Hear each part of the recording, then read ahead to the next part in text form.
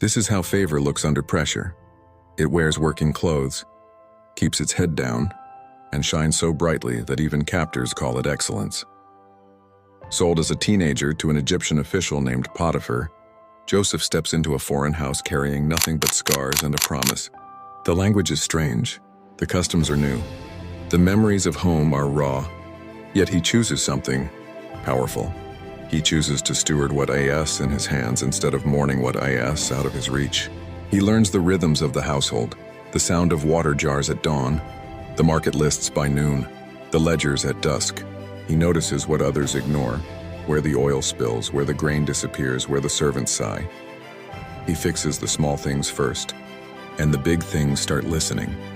Potiphar watches the young Hebrew with steady curiosity. Why does everything flourish near this boy? Fields bear more, accounts balance faster, doors break less. The answer is simple and stunning. The Lord is with Joseph, and Joseph is with the work. Soon he's not just the new servant, he's the trusted one. Keys jingle at his waist, decisions pass through his hands. Potiphar holds back nothing in the house except his own table. Joseph rises, not because he schemes, but because he serves. Greatness, heaven's kind, often looks like stewardship before it looks like status. Then the real test arrives. Potiphar's wife speaks soft and daily, temptation braided with opportunity. "Come with me," she says, turning desire into a shortcut. But Joseph knows shortcuts always detour destiny. He answers not with pride, but with perspective. "My master trusts me with everything.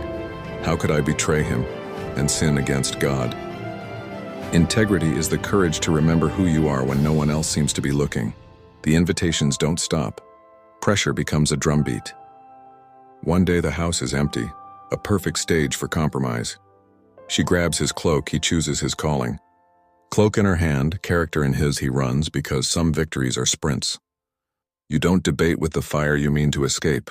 You find the nearest door and you move. But truth doesn't always get the first headline. A ripped garment becomes a false story. The faithful become the accused. Potiphar hears the accusation and anger snaps shut like a trap. Joseph, the favored steward, the trusted manager, is chained and marched from a house of responsibility to a prison of iron. Pause here.